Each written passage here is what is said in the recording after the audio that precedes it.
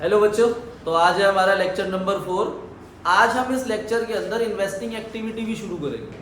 ठीक है, part be investing activity आज हम शुरू करेंगे और ऑपरेटिंग एक्टिविटी एंड कर देंगे। पर इन्वेस्टिंग एक्टिविटी शुरू करने से पहले मुझे आप लोगों को एक बड़ा इंपॉर्टेंट पॉइंट समझाना है, जो इलस्ट्रेशन नंबर 10 के अंदर, वैसे बड़ा सिंपल पॉइंट है, आप लोगों को पता है, पर क्वेश्चन तो हमें करना ही पड़ेगा। अब illustration number 10 page number 6.26 DK Goyal analyse of financial statement की बुक है। ध्यान से पढ़ो। देखो, इसमें सबसे पहले आपके पास ईयर देखना है। ईयर हमारे पास 2023 है, फिर 2024, तो साल सीधे है।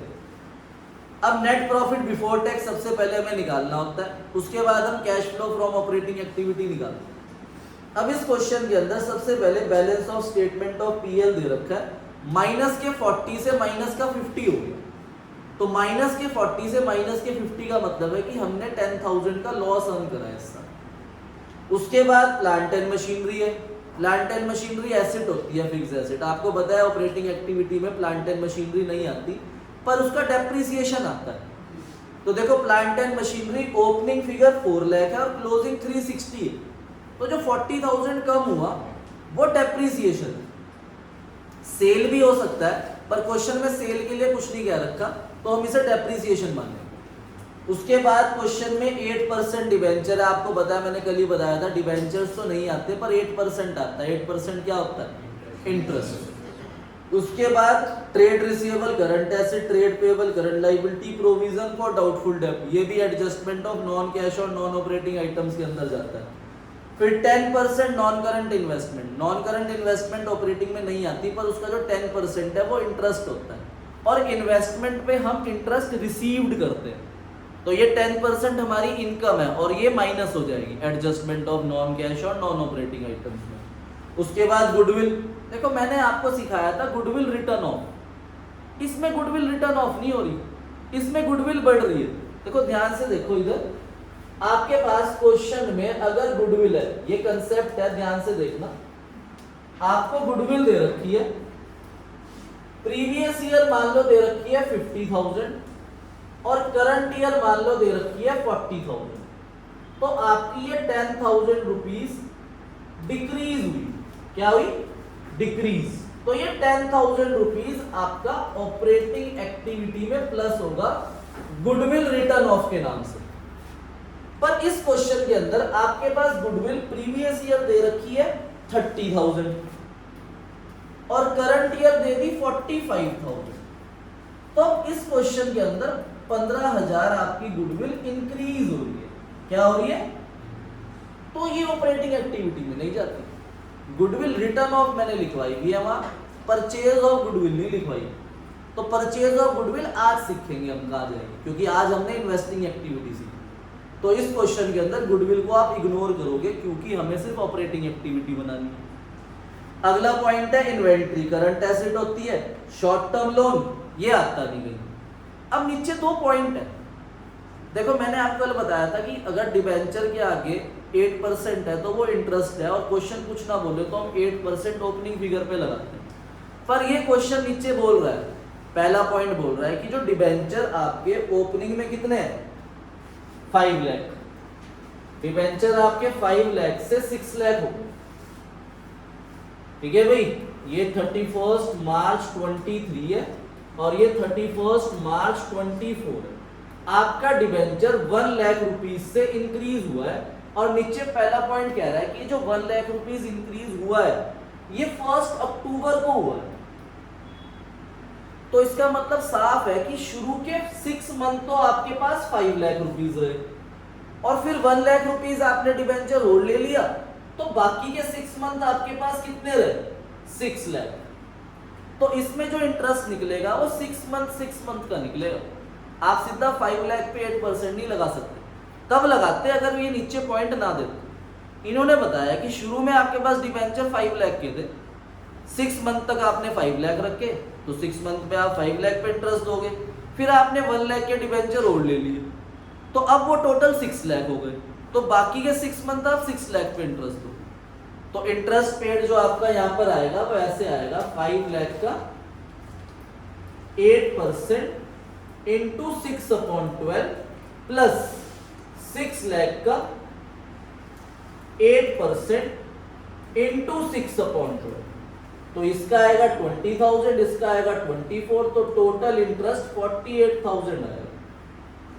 ये 48,000 आपका ऑपरेटिंग एक्टिविटी के अंदर माइनस होगा। अभी क्वेश्चन करेंगे, फिलहाल हम कैलकुलेशन समझें। ऐसी अब क्वेश्चन के अंदर 10% इन्वेस्टमेंट भी है। अब 10% के लिए भी नीचे क्वेश्चन में सेकंड पॉइंट दे रखा है, देखो क्या लिखा है, आपकी इन्वेस्टमेंट ओपनिंग में 2 लाख है, क्लोजिंग में 2,50,000 हो गई, तो कितनी इंक्रीज हुई इन्वेस्टमेंट?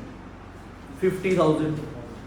अगर क्वेश्चन कुछ नहीं बोलेगा तो मैं 10% ओपनिंग फिगर पे लगाऊंगा, पर इस क्वेश्चन के लास्ट पॉइंट में लिखा हुआ है कि जो 10% इन्वेस्टमेंट 50,000 इंक्रीज हुई है वो ईयर एंड पे हुई है, मतलब पूरे साल आपने 2 लाख इन्वेस्टमेंट रखी, एंड जब आया तब आपने 50 और खरीद ली, इसलिए वो 2,50,000 हो गई। तो पूरे साल इन्वेस्टमेंट रही कितनी? 2 लाख। तो इंटरेस्ट भी किस पे निकलेगा? 2 लाख। तो इंटरेस्ट रिसीव्ड आपका 20,000 आएगा, 2 लाख। अब हम क्वेश्चन करते हैं, तो फॉर्मेट बनाएंगे। इसमें नेट प्रॉफिट बिफोर टैक्स निकालने की जरूरत नहीं है, क्योंकि उसकी कोई डिटेल ही नहीं है। तो ए पॉइंट लिखेंगे हम, cash flow from operating activity. Net loss है हमारे पास, तो नेट लॉस लिख देंगे हम 10,000 रुपीज माइनस का। फिर हम हेडिंग डालेंगे, adjustment of non cash and non operating items.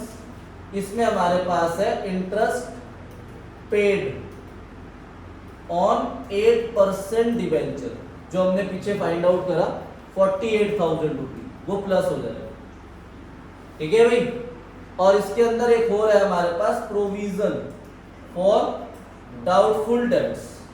Provision for doubtful debts आपका 20,000 से 18,000 हो गया। ये ना कम हो रहा है, कम मतलब इनकम है, तो ये माइनस होगा 2,000। रीट्रांसफर ऑफ एक्सेस प्रोविजन है ये, रीट्रांसफर। आपने प्रोविजन कम करा है तो ये इनकम होती है। ठीक है भाई। अब ऐसे ही क्वेश्चन के अंदर 10% इन्वेस्टमेंट में इंटरेस्ट रिसीव्ड हो रहा है, तो इंटरेस्ट रिसीव्ड ऑन 10% इन्वेस्टमेंट। ठीक है, 10% इन्वेस्टमेंट है आपका 2 लाख का 10%, 20,000 रुपीज इंटरेस्ट आ रहा, ये भी माइनस होगा। अब ऊपर डेप्रिसिएशन लग रहा था ना प्लांट एंड मशीनरी पे, कितना है प्लांट एंड मशीनरी ओपनिंग में? 4 लाख, क्लोजिंग में हो गया 360, तो डेप्रिसिएशन भी है आपके पास, depreciation on plant and machinery 40,000 rupees, ये ऐड होगा। तो इसे एडलेस करने के बाद हमारे पास आता है operating profit before working capital changes. फिर हम ऐड करेंगे decrease current asset and increase current liability. उसके बाद हम लेस करेंगे increase current asset and decrease current liability. तो हमारे पास करंट एसेट सबसे पहले थी ट्रेड रिसीवेबल, आपके 4 लाख से 350 हो गए, डिक्रीज हुए, तो ये ऐड हो जाएगा ट्रेड रिसीवेबल 4 लाख से 350, तो 50,000 rupees add trade receivable. Trade receivable के बाद है आपके पास ट्रेड पेबल। ट्रेड पेबल आपके इंक्रीज हो गए 40,000, तो ये भी ऐड होगा 40,000 रुपीज। ट्रेड पेबल के बाद है आपके पास इन्वेंट्री। इन्वेंट्री इंक्रीज हो रही है, तो ये माइनस होगी, इन्वेंट्री 1,50,000 माइनस। ठीक है भाई। ऊपर का आपने ऐड लेस करा तो ये आ गया 52,000 प्लस का, तो उसमें 90 प्लस करा तो 1,42,000 माइनस 150, तो 8,000 रुपीज आएगा माइनस का। और लिख देंगे कैश यूज्ड इन ऑपरेटिंग एक्टिविटी। ये गड़बड़ हो गई, ये ना 48,000 नहीं है 44,000, जिसे आप 44,000 लिखने वाले। ठीक है, टोटलिंग सही। तो cash flow from operating activity minus का 8,000 ही है। ठीक है बेटा, तो ये इलस्ट्रेशन नंबर 10 में कुछ नहीं था, बस हमने वो पॉइंट सीखा कि जितने मंथ तक जितना पैसा यूज होगा उतने मंथ का इंटरेस्ट आएगा। तो अब हम सेकंड एक्टिविटी शुरू कर रहे हैं, cash flow from investing activity. तो अपनी कॉपी में लिख लो भाई, हेडिंग डालो, बी पॉइंट सीख रहे हो, फॉर्मेट यही है। बी पॉइंट लिखेंगे cash flow from investing activity. देखो भाई, इन्वेस्टिंग एक्टिविटी आपको याद रखना है कि जो इन्वेस्टिंग एक्टिविटी है always related with non current assets.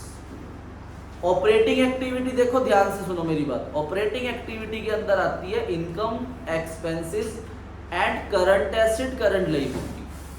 तो जब भी हमें क्वेश्चन में डिटेल गिवन होगी तो हम सीधा उन्हीं पे नजर लगाएंगे। अब इन्वेस्टिंग एक्टिविटी अगर बनानी होगी तो हम सिर्फ कहां पर देखेंगे, नॉन करंट एसेट्स। ठीक है, तो याद रखना investing activity always related with non current asset. और ये सिंपल है, मैंने आपको बताया था कैश फ्लो स्टेटमेंट हम इनडायरेक्ट मेथड फॉलो करते हैं। इनडायरेक्ट मेथड का मतलब एक्सपेंसेस ऐड हो रहे हैं और इनकम्स माइनस हो रही है। ठीक है भाई, पर इन्वेस्टिंग एक्टिविटी में इनडायरेक्ट मेथड नहीं लगता, इसमें डायरेक्ट ही लगता है। डायरेक्ट मतलब कैसा, जो पैसा आया वो प्लस और जो पैसा जा रहा है वो माइनस। अब खुद बताओ, एसेट खरीदूंगा, परचेज करूंगा तो पैसा आएगा जाएगा, तो परचेज ऑफ एसेट माइनस। अब एसेट को सेल करूंगा तो पैसा आएगा, तो सेल ऑफ एसेट प्लस। और एसेट पे मैं तीन चीजें कमाता हूं, इंटरेस्ट, रेंट एंड डिविडेंड। ये तीन इनकम होती है। याद है, ये तीनों नाम मैंने आपको ऑपरेटिंग में माइनस में लिखवाए थे। तो ये ध्यान रखना, इंटरेस्ट रिसीव्ड आ जाए, रेंट रिसीव्ड आ जाए, डिविडेंड रिसीव्ड आ जाए, ये दो जगह जाता है, ऑपरेटिंग एक्टिविटी में माइनस, इन्वेस्टिंग एक्टिविटी में प्लस। तो अब लिखो इसके अंदर क्या क्या आएगा। पहले ऐड वाली चीजें लिख रहे हैं हम, sales of non current asset, sale of fixed asset, sale of intangible asset, sale of non current investment. ये तीनों चारों चीजें प्लस होंगी और इन पे हम कमाएंगे इंटरेस्ट, रेंट, डिविडेंड रिसीव, ये प्लस होगा। तो ये सारी चीजें क्या होंगी, प्लस। अब इनकी परचेज क्या हो जाएगी, माइनस। तो अब लेस वाली चीजें लिख रहे हैं हम, purchase of non current asset, purchase of fixed asset, purchase of intangible asset and purchase of non current investment. तो ये सब माइनस हो गए, तो इन्हें माइनस प्लस करके हमारा आंसर आ जाएगा cash flow from investing activity. ठीक है भाई, तो अब हम क्वेश्चन करेंगे इसके बाद अपनी बुक का। तो क्वेश्चन नंबर 15 पे आओ, पेज 6.116। देखो क्या लिखा है, from the following particular calculate cash flow from investing activity. अब नीचे दो हेडिंग है, एक के ऊपर लिखा है परचेजेस, एक के ऊपर लिखा है सेल। तो आपको पता है परचेज वाली सारी चीजें हो जाएंगी माइनस और सेल वाली सारी चीजें हो जाएंगी प्लस। अब क्वेश्चन के नीचे भी एक डिटेल लिखी है, डिविडेंड रिसीव्ड। तो देखो डिविडेंड रिसीव्ड आपका क्या होगा, ऐड। फिर है इंटरेस्ट रिसीव्ड, वो भी ऐड। पर डिविडेंड पेड भी है, मैंने यहाँ डिविडेंड पेड लिखवाया कहीं नहीं, तो वो इग्नोर होगा, वो इन्वेस्टिंग एक्टिविटी का पार्ट नहीं है। हमें सिर्फ इन्वेस्टिंग एक्टिविटी वाली चीजें लेनी। तो क्वेश्चन नंबर 15 फॉर्मेट बनाएंगे एक छोटा सा और उसके ऊपर लिख देंगे cash flow from investing activity. तो सबसे पहले हम परचेज वाली चीजें लिख लेते हैं। तो सबसे पहले है purchase of land and building, फिर है परचेजेस ऑफ मशीनरी, फिर है परचेजेस ऑफ इन्वेस्टमेंट, तो ये तीनों परचेजेस माइनस हो जाएंगी 5 लाख। फिर है मशीनरी का 3,40,000, फिर है इन्वेस्टमेंट 4,10,000। अब सेल दे रखी है, सेल वाली चीजें प्लस होंगी, सेल ऑफ मशीन है, सेल ऑफ इन्वेस्टमेंट है और सेल ऑफ पेटेंट है, तो ये तीनों चीजें प्लस हो जाएंगी 4,50,000 प्लस 1,50,000 प्लस 60,000, ये प्लस हो जाएंगी सेल। और नीचे दो इनकम और भी हुई है, dividend receive and interest receive. तो dividend received is 10,000 and interest received is 8,000। तो इन्हें प्लस माइनस करेंगे तो हमारा आंसर नेगेटिव में आएगा 5,72,000, क्योंकि परचेजेस ज्यादा है। तो जब भी माइनस में आता है तो हम लिखते हैं cash used in investing activity, तो cash used in investing activity आ जाएगा। चलो बेटा अब हम कंसेप्ट सीख रहे हैं, बड़ा इंपॉर्टेंट। देखो इन्वेस्टिंग एक्टिविटी का ही पार्ट है। अब जैसे हमने क्वेश्चन नंबर 15 करा, इस क्वेश्चन में हमें directly purchases and sales given थी। अब हमें परचेज या सेल फाइंड आउट करनी पड़ेगी। तो 11th में अगर आपने अकाउंट ढंग से पढ़ी हुई है तो उसमें आपने लेजर अकाउंट, मशीनरी अकाउंट ये सब बनाने सीखे थे। डेप्रिसिएशन चैप्टर के अंदर मशीनरी अकाउंट सीखा था, तो वही मशीनरी अकाउंट हमें यहाँ बनाना है, पर वो सिर्फ 1 ईयर का बनाना है। सर वो तो हमें याद ही नहीं है, तो कोई बात नहीं, एक छोटा सा फॉर्मेट बना रहा हूँ, अगर आप ये ढंग से समझ लोगे तो आपका वो टॉपिक बढ़िया हो जाएगा। तो ध्यान से देखो भाई, अब हम मशीनरी अकाउंट को अगर हम समझे तो हम फिक्स्ड एसेट अकाउंट सीख रहे हैं, फिक्स्ड एसेट अकाउंट। ध्यान समझना ये, और ये टॉपिक 100% बोर्ड एग्जाम में आना ही आना, कैश फ्लो के साथ। तो पर्टिकुलर अमाउंट, पर्टिकुलर अमाउंट। अब आप सबको पता है कि जो एसेट होती है उसका इधर होता है डेबिट बैलेंस और इधर होता है क्रेडिट। तो एसेट, अभी आप हमेशा क्वेश्चन करते हो ना, तो आपको 2 ईयर गिवन होते हैं, प्रीवियस ईयर और करंट ईयर। तो प्रीवियस ईयर को हम ओपनिंग ईयर बोलते हैं और करंट ईयर को क्लोजिंग ईयर। तो जो हमें प्रीवियस ईयर का डाटा गिवन होगा उसे हम यहाँ लिख देंगे to balance brought down opening balance. अभी मैं ये सिर्फ फॉर्मेट लिखवा रहा हूँ, उसके बाद में इसका एक जैसा एक क्वेश्चन भी करूँ। ओपनिंग बैलेंस यहाँ आ जाएगा आपका और क्लोजिंग बैलेंस यहाँ आएगा। By balance carried down, closing balance. अब हम एसेट परचेज करेंगे तो एसेट इंक्रीज होगी परचेज करने से, तो परचेजेस हम यहां पर लिखेंगे टू बैंक अकाउंट परचेज, यहां पर आ जाएगी। और हम एसेट पे डेप भी लगाते हैं। एसेट पे हर साल क्या लगता है? डेप्रिसिएशन। तो डेप्रिसिएशन एसेट की वैल्यू को डिक्रीज कर देता है, और एसेट डिक्रीज होती है तो क्रेडिट साइड में आती है। तो यहां लिखेंगे हम bye depreciation during the year. During the year वाला डेप्रिसिएशन आएगा यहां पर, ठीक है। हम एसेट को सेल भी करेंगे, तो सेल करने से हमारी एसेट बढ़ेगी कम हो जाएगी? कम हो जाएगी, पर सेल करने से पैसा आता है। तो हम सेल को इधर लिखेंगे बाय बैंक अकाउंट सेल, और सेल करते हुए हमें प्रॉफिट होगा या लॉस होगा? अगर लॉस हो रहा है तो लॉस भी यही आता है, by statement of profit and loss. Loss लिख दिया मैंने ब्रैकेट में, लॉस इधर आएगा।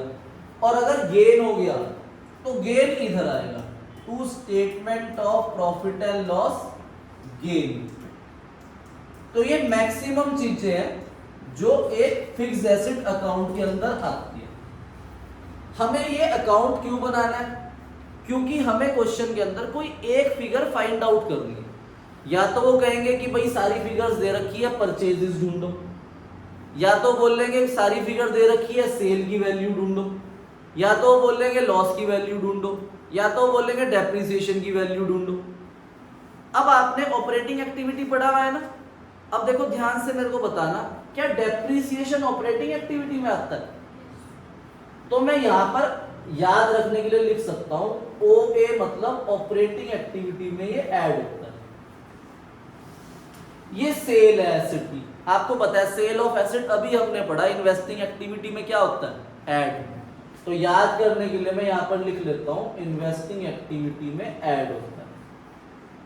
और लॉस भी आपने पढ़ा था, ये ऑपरेटिंग एक्टिविटी में ऐड होता है लॉस, ठीक है भाई। डेप्रिसिएशन, सेल और लॉस, डेप्रिसिएशन ऑपरेटिंग एक्टिविटी का पार्ट है, सेल इन्वेस्टिंग एक्टिविटी का पार्ट है, और लॉस भी ऑपरेटिंग एक्टिविटी का पार्ट है। ऐसे ही परचेजेस, परचेजेस अभी पढ़ी हमने, इन्वेस्टिंग एक्टिविटी में माइनस होती है, और गेन ये ऑपरेटिंग एक्टिविटी के अंदर माइनस होता है। तो ओपनिंग बैलेंस और क्लोजिंग बैलेंस का कोई यूज नहीं है, इन सारी चीजों का यूज। जैसे अभी मैंने इलस्ट्रेशन नंबर 10 कराई थी, उसमें ओपनिंग फिगर 4 लाख थी, plant and machinery, closing figure 3,60,000 थी। तो वहां पर नीचे कोई डिटेल नहीं थी, इसलिए वो 40,000 रुपीज हमने डेप्रिसिएशन मान लिया था। पर अब हम क्वेश्चन करेंगे, उसके अंदर हमें ओपनिंग फिगर भी होगी, क्लोजिंग फिगर भी होगी, और नीचे क्वेश्चन डिटेल देगा। तो जब वो डिटेल देगा तब ये अकाउंट बनेगा, ठीक है। अब आपको सिर्फ ओपनिंग दे रखा है, क्लोजिंग दे रखा है, नीचे कोई डिटेल नहीं है, तो उनके डिफरेंस से ही आप परचेज या सेल निकाल सकते हो। पर अगर नीचे डिटेल गिवन होगी तब जाके ये वर्किंग नोट बनेगा। तो अब हम अपनी बुक का क्वेश्चन करेंगे, क्वेश्चन नंबर 16, ध्यान से समझना, क्वेश्चन नंबर 16। और क्वेश्चन नंबर 16 में वो हमें कह रहे हैं कि आपको cash flow from investing activity निकालनी है। तो हमें इस क्वेश्चन को पढ़ के समझना है कि वो हमें क्या बोल रहा है। पढ़ो ध्यान से। X limited plant and machinery whose written down value 1 April 23। 1 April मतलब स्टार्टिंग फिगर दे रखी है 15,40,000, मतलब ये ओपनिंग फिगर दे रखी है 15,40,000। And 31 March 24 19,10,000। क्लोजिंग फिगर दे रखी है 19,10,000। आगे रीड करो। Depreciation for the year 1,50,000, depreciation की फिगर दे दी 1,50,000। अब ये वाला पॉइंट ध्यान से पढ़ना, कह रहे in the beginning of the year a part of plant was sold for ₹2,20,000। कह रहे प्लांट का एक पार्ट 2,20,000 का सेल करा, जिसकी वैल्यू 3 लाख थी। अच्छा, 3 लाख को 2,20,000 में सेल करा, तो बताओ मेरे पास पैसे कितने आए? 220 तो है। अब 3 को 220 में बेचा तो 80,000 का क्या हुआ? तो अब मेरे पास देखो ओपनिंग फिगर भी है, क्लोजिंग फिगर भी है, डेप्रिसिएशन भी है, सेल भी है, लॉस भी है। तो अब वो कहेगा, वो नहीं बताएगा क्या करना है। अब आपको पता है भाई ये सारी चीजें गिवन है और ये गिवन है, तो मैं क्या निकालूंगा balancing figure? Purchase. Sir gain भी तो निकाल सकता हूं। अब खुद बताओ, जब एसेट को बेचते हुए लॉस हुआ तो क्या गेन हो सकता है? तो परचेज निकलेगी बैलेंसिंग फिगर, और परचेज निकल जाएगी, सेल हमें गिवन है और हमें इन्वेस्टिंग एक्टिविटी बनानी है। तो आओ क्वेश्चन में हम पहले ये वर्किंग नोट बनाएंगे मशीनरी।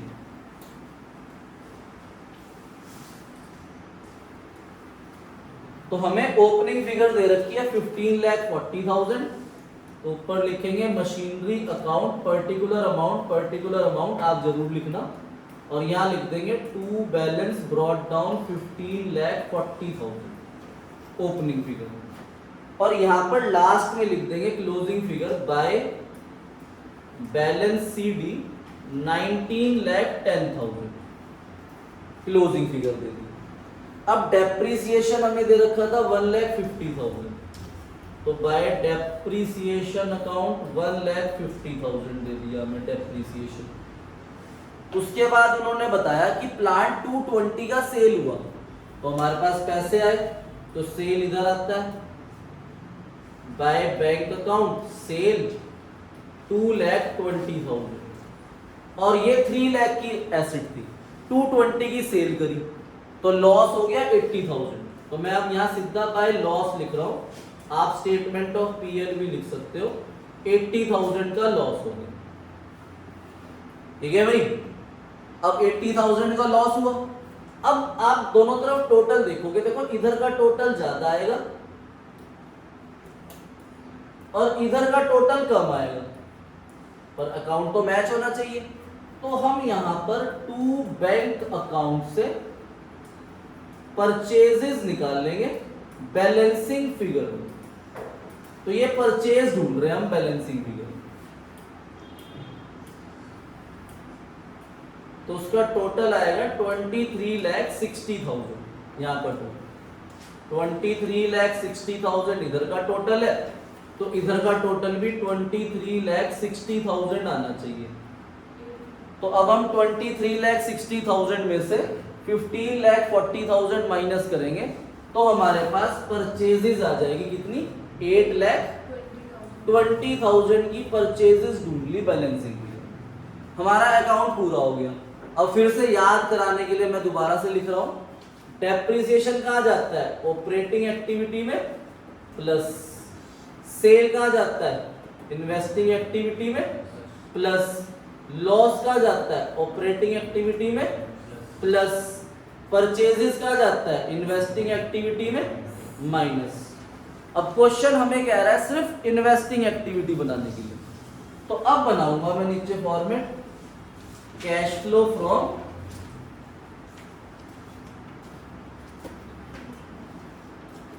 इन्वेस्टिंग एक्टिविटी, और बस ये दो चीजें लिख दूंगा, sale of machine 2,20,000 and purchases of machine 8,20,000 minus का। तो 6 लाख रुपीज आपका माइनस में आंसर आना चाहिए। ठीक है, तो net cash used in investing activity लिख देंगे 6 लाख माइनस का cash used in investing activity. ठीक है भाई, तो बड़ा इंपॉर्टेंट अकाउंट है। देखो बेटा, इसके जैसा क्वेश्चन है आपका, क्वेश्चन नंबर 17, ध्यान से रीड करो उसे। हमें प्लांट एंड मशीनरी के सामने देखो दो फिगर्स दे रखी है, 12 लाख और 15,40,000। अच्छा, ये प्लांट एंड मशीनरी के ब्रैकेट में रिटर्न डाउन वैल्यू का मतलब पता है क्या होता है? रिटर्न डाउन वैल्यू का मतलब होता है जो डेट दे रखी है उस डेट की वैल्यू, मतलब ओपनिंग वैल्यू 12 लाख है, हम यहाँ रख देंगे 12 लाख, क्लोजिंग वैल्यू 15,40,000 यहाँ पर रख देंगे। अब ध्यान से पढ़ो नीचे। अब नीचे ना आपके पास दो डेप्रिसिएशन है, तो यहाँ बड़ी कंफ्यूजन रहती है बच्चे को। देखो, इसलिए मैंने यहाँ पर लिखवाया है depreciation charge during the year, या मतलब फॉर द ईयर। तो यहाँ पर वो डेप्रिसिएशन आता है जो ड्यूरिंग द ईयर है या फॉर द ईयर। तो पढ़ो पहला point, depreciation charge during the year 2,20,000, तो वो यहाँ आ जाएगा 2,20,000। अब सेकंड पॉइंट लिखा है plant and machinery costing. Costing का मतलब होता है जितने में हमने खरीदी थी, तो हमने खरीदी 2,40,000 की, on which 90,000 has accumulated as depreciation. जितने में हमने खरीदी 240 की, इस पे अब तक डेप लग चुका है 90, तो आज इसकी वैल्यू 150 है। जो हमने पिछला क्वेश्चन 16 करा उसमें आज जिस दिन मशीन सेल हो रही थी ना, उसी दिन की वैल्यू गिवन थी 3 लाख। 3 लाख को 220 में बेचा था। यहां पर क्या लिखा है, कॉस्टिंग है 240, मतलब 240 में खरीदी थी, तो जब से खरीदी तब तक उस पर डेप भी तो लगा होगा, तो 90 उस पर डेप लग गया, तो आज वैल्यू 1,50,000 है, और 150 को आपने सोल्ड करा 170, तो यहाँ बाय बैंक में आ जाएगा 170, और बेचते हुए गेन हुआ है, तो गेन यहाँ आ जाएगा 20,000, लॉस नहीं आएगा इसमें। तो इधर का सम करेंगे, माइनस करेंगे, परचेज ढूंढ लेंगे, और फिर ये छोटा सा ऐसे cash flow from investing activity. तो क्वेश्चन नंबर 17 आपका होमवर्क है।